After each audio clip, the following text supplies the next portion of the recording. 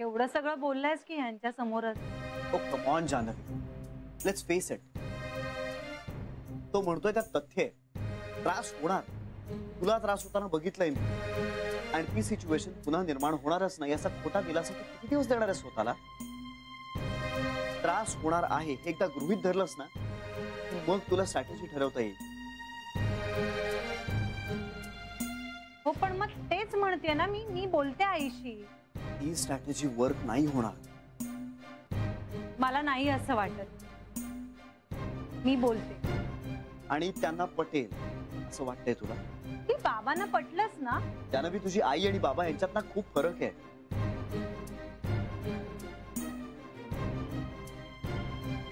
पळून जाऊन लग्न करणं हा विश्वासघात आहे. आणि मुळात असं करायची गरज काय आहे? अरे आई आहे ती पिंट्याची. हा कदाचित थोडी कुरकुर करेल ती, पण शेवटी मुलाच्या सुखापलीकडे काही नसतं आईला. आपल्या आईला आहे.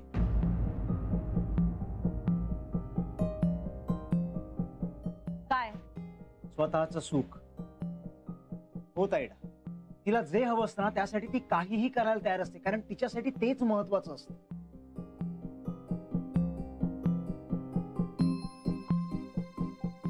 आई आहे तुझी ती पिंट्या.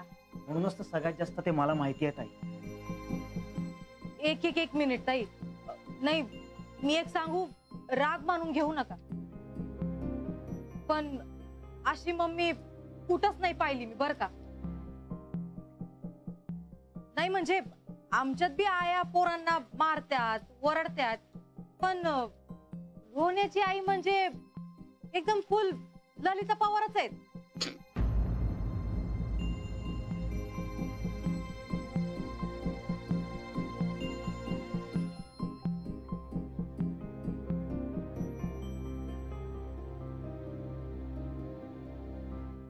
सॉरी, ती अचानक ललिता पवार म्हणाली म्हणून हसू आलं. एक मिनिट, तुम्ही तिघही आता एका बाजूला आहात मला माहितीये, पण मला असं वाटतं की लग्न ही गोष्ट अशी आहे ना की ज्यात सगळ्यांची राजी खुशी असावी. आणि आई बाबांना दुःख होऊन आणि असं फसवून मला नाही. या केस मध्ये फक्त आई. तेच श्री, तू आता समजून घे ना. नाही जानवी, तू जर बाबांना काउंट करत असशील ना तर पिंट्या 100% दोषी ठरतो, आणि जर तू बाबांना काढून टाकलंस ना तर पिंट्याचा दोष 5% सुद्धा उरत नाही. मावशी, तुम्हाला खरंच असं वाटतं?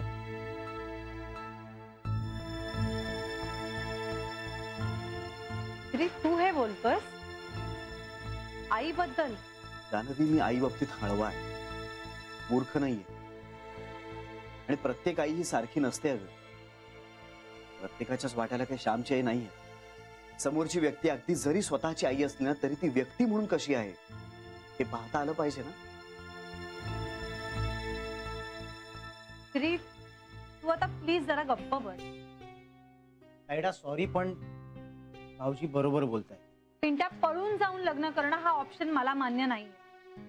तर मग हे लग्नच नाही होऊ शकत. श्री, काय चाललंय तुझं? तू कशाला उगाच काहीतरी भरवतोयस त्याच्या डोक्यात? आणि मी तुला सांगितलंय ना, तू जरा शांत राहा, मला बोलू दे. हे बघ पिंट्या, आई कशीही असली ना तरी तिचा जीव आहे तुझ्यावर. अगं हो ना, पण म्हणून ती माझ्या मनासारखं मला करू देईल असं नाही होत. अरे पण मी आहे ना, आपण दोघं मिळून वर्कआउट करूया ना, सगळं नीट होईल. हे बघ, आता उद्या विसर्जन झालं ना की मी लगेच बोलते आईशी. सुनीता, तू नको काळजी करूस, आई ऐकेल. अगं, तुम्हाला फक्त लग्न नाही, संसार करायचा आहे, आणि संसारात सासरची सगळी मंडळी येतात. आज जर आईला डावलून लग्न केलंस ना तू तर तुझ्यासाठी सगळं अवघड होऊन बसेल. आणि शेवटी पिंट्यापेक्षा जास्त डील आईशी तुला करावं लागणार आहे. हे बघ पिंट्या, मी आईच्या स्वभाव दोषाकडे कानाडोळा अजिबात करत नाही. मला माहितीये ती थोडी विचित्र आहे. अरे म्हणूनच मी म्हणते की तिच्या मर्जी विरुद्ध जर हे लग्न झालं ना तर सुनीताचा सगळा पुढचा प्रवास अवघड होऊन बसेल. अगं, तुझं जगणं अशक्य होऊन बसेल त्या घरात.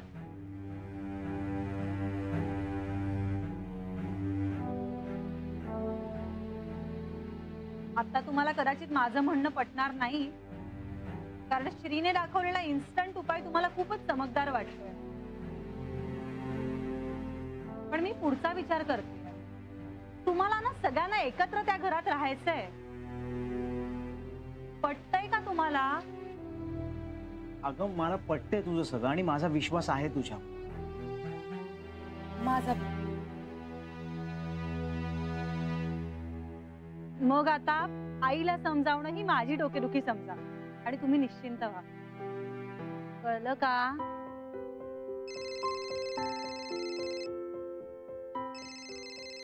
हॅलो, हा रे पक्या, काय झालं? अरे नाही, अरे येते ना मी. आता आपला बाप्पा जाणार आणि मी विसर्जनाला नाही येणार असं होईल का? हो येते लगेच येते. हा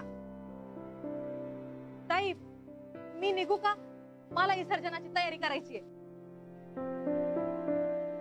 खरंच लई डोकं हलकं झालं बघा. आता विसर्जन एकदम दणक्यात होणार आहे बघा. तुमच्यावर आणि बाप्पांवरती हवाल ठेवीन. रोन्या, निघू का मी? थांब जरा, आम्ही सोडतो तुला.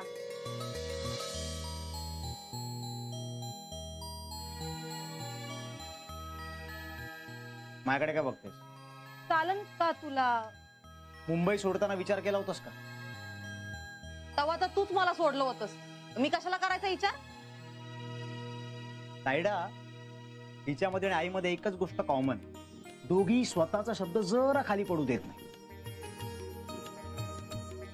घरी आल्यावर कसं काय होणार आहे ना कुणाच ठाऊक. मला तर काय वाटतं माहितीये का, मी आणि बाबा आम्ही दोघं फक्त टेबल टेनिसची मॅच बघत बसणार.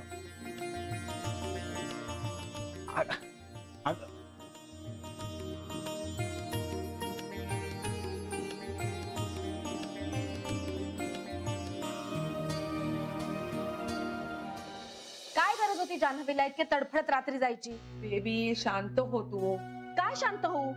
आई, आतापर्यंत मीच मनावर कंट्रोल करत आली आहे. का? तर जान्हवीला त्रास होऊ नये म्हणून. एक चकार शब्द बोलत नाही मी.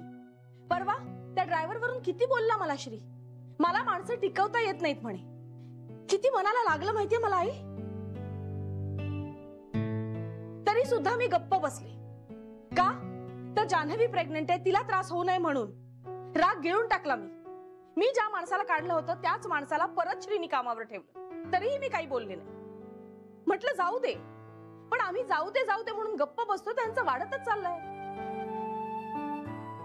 बरं, श्रीची फूस आहे ना तिला, आम्ही काही बोलू शकत नाही.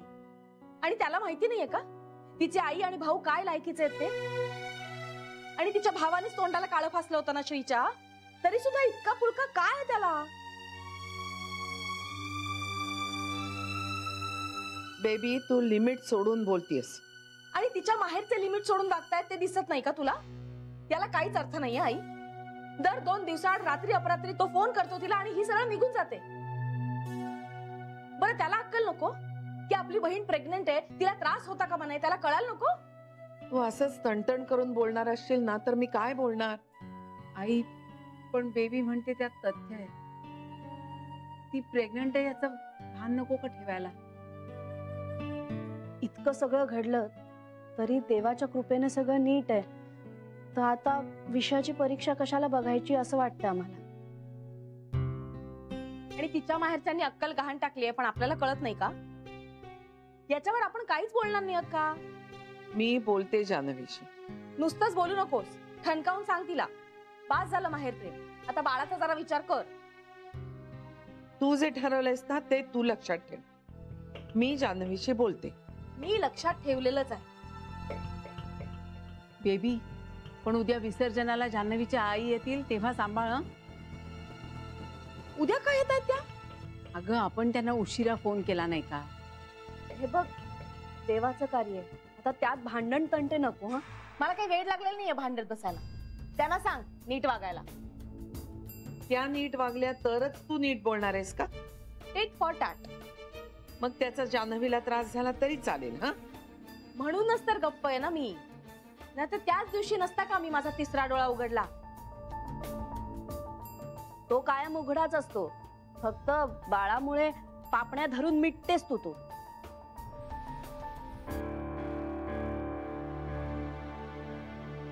चुरू बोलायला लागलेस हं, सरू तू. थांब आता बाळ येऊ देत घरात, मग माझा तिसरा डोळा उघडून मी तुला भस्मसात करून टाकते. तोपर्यंत मी लग्न होऊन गेलेले असेल या घरातून. पुरे ए चला ग, उशीर झालाय खूप, आईंना पण झोपायचं असेल. चला चला चला चल लवकर. मी काय म्हणते, विसर्जनाला ना तू तुझ्या लग्नाचा विचार विसर्जित का नाही करून टाकत तुझ्या?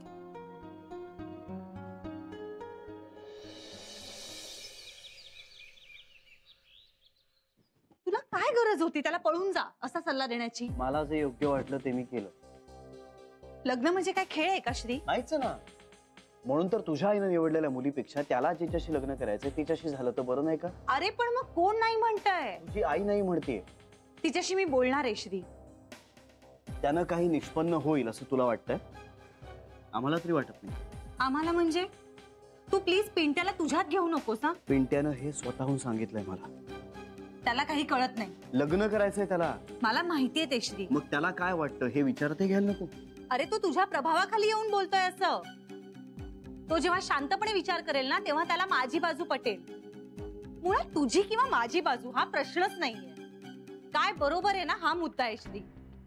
तुला जे बरोबर आहे असं वाटतंय तेच बरोबर आहे याची खात्री आहे तुला?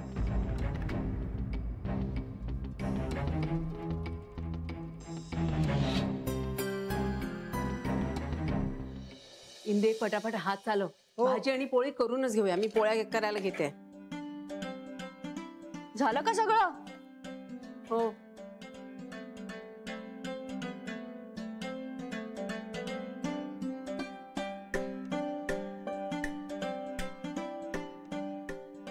ए आरती झाल्यानंतर मगच नाश्ता करूया ना? आज उपास आहे. तुला विचारलंय मी. मी तुला नाही सांगितलं, मी माझ्या मनाला सांगितलं. बरं का रे लक्ष्मी कांता, आज उपास आहे म्हटलं. हो हो हो. स्वतःशीच एवढं मोठ्याने बोलायची काही गरज आहे? ते मला ऐकण्याचा जरा प्रॉब्लेम आहे ना, म्हणून मोठ्यानं बोलायला लागतं. काही सांग ना ग याला. पुरे रे, सणावाराचा वाद नको घरात. काय बोलतेस आई? बेबी घरात आहे, दुसरं काय होणार मग? वाद नाही तर. याला पण बँगलोरला बघा काही काम आहे का? याला फक्त ती शरयूच झेलू शकते. बघ काय नशीब आहे माझं, मला झेलणारा एक माणूस तरी आहे जगात. तुला जो झेलेल ना. येऊ का? या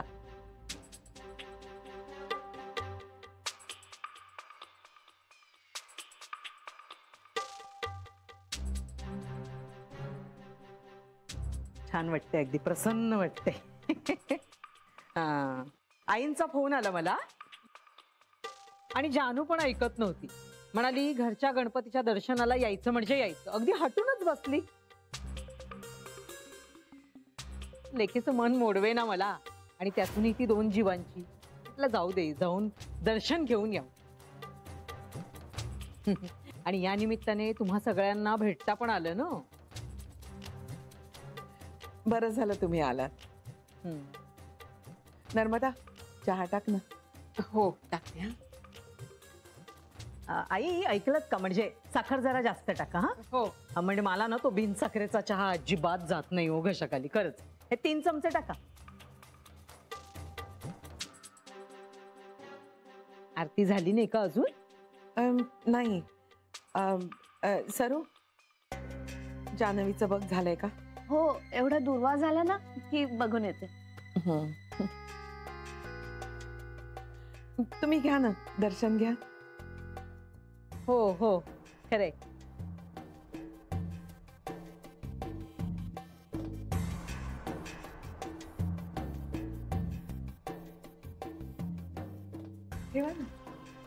नको राहू दे. हाताला जरा अशी सवय आहे ना. काय सरू मावशी, बऱ्यात ना? हा, नमस्कार काका.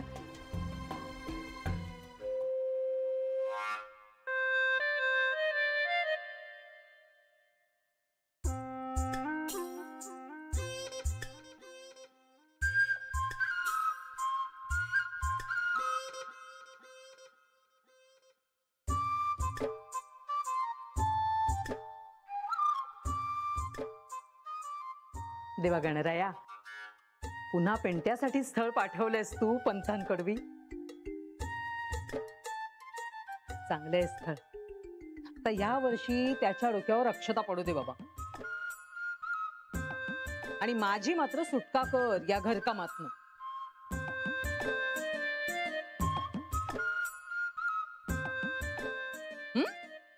पुढच्या वर्षी तुला 101 रुपयांची दक्षिणा देईन.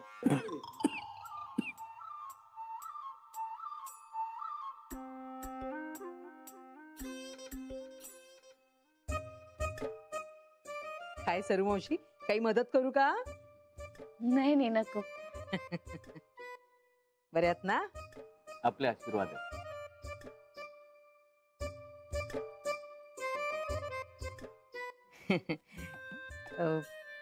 मी पण केली असती काही मदत.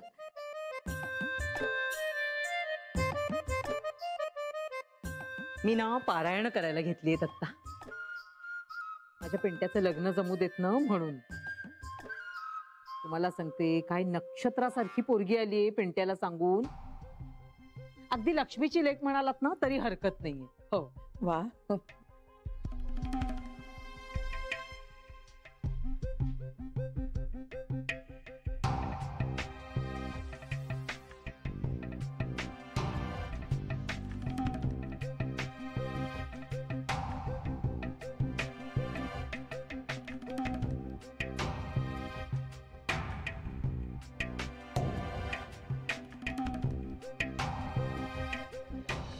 श्री, तू पिंटाला भलते सलते सल्ले देऊ नकोस. तो लहान आहे, छाप पडते त्याच्यावर पटकन.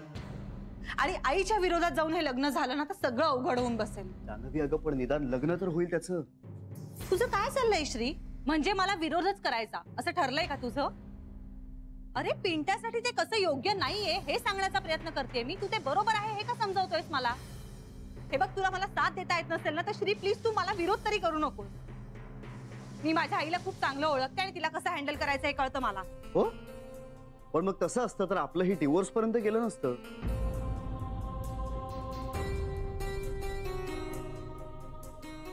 आता हे सगळं काढणार आहेस का तू? पण ते खरं आहे ना? खरंय. मग आता भूतकाळ आहे ना तो. पण मग त्यातून आपण काहीच शिकायचं नाही. वर्तमानातही त्याच चुका करत राहायच्या. हे बघ, आपली केस वेगळी होती. पण माणसं तीच आहेत ना. तुला काय वाटतं पळून जाऊन लग्न करून प्रॉब्लेम सॉल्व्ह होणार आहेत का श्री? तसं नाही होणार आहे. आणि पिंट्याला जेवढा त्रास होतोय ना त्याच्यापेक्षा जास्त त्रास सुनीताला होईल, कारण ती मुलगी आहे. कळत नाहीये का तुला? तुझं काय जात आहे म्हणा. तुम्ही तुमचं घर सोडून नाहीयेत, तुमची माणसं सोडून नाहीयेत. मुलीला सगळं सोडावं लागतं. मग निदान तिचं नीट स्वागत नको का व्हायला घरात?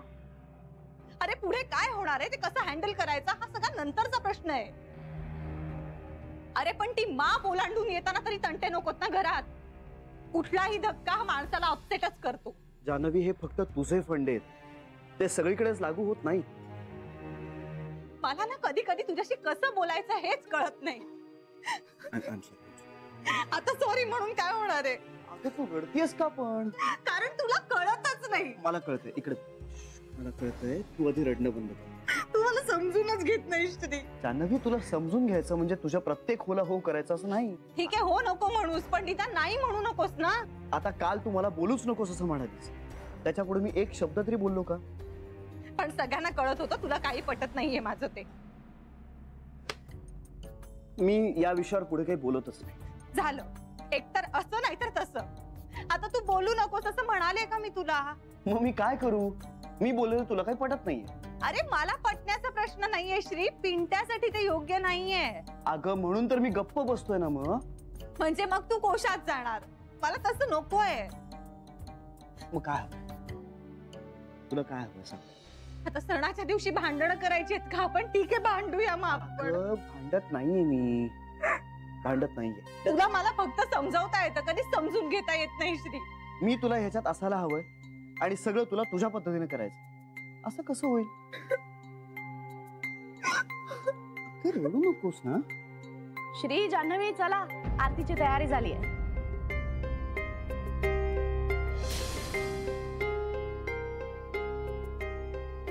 हो आलोच.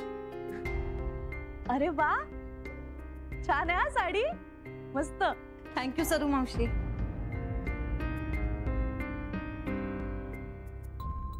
काय ग जान्हवी, काय झालंय?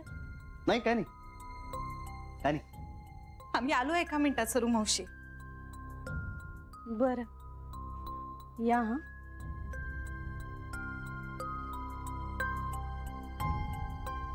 चल. ए जान्हवी, जान्हवी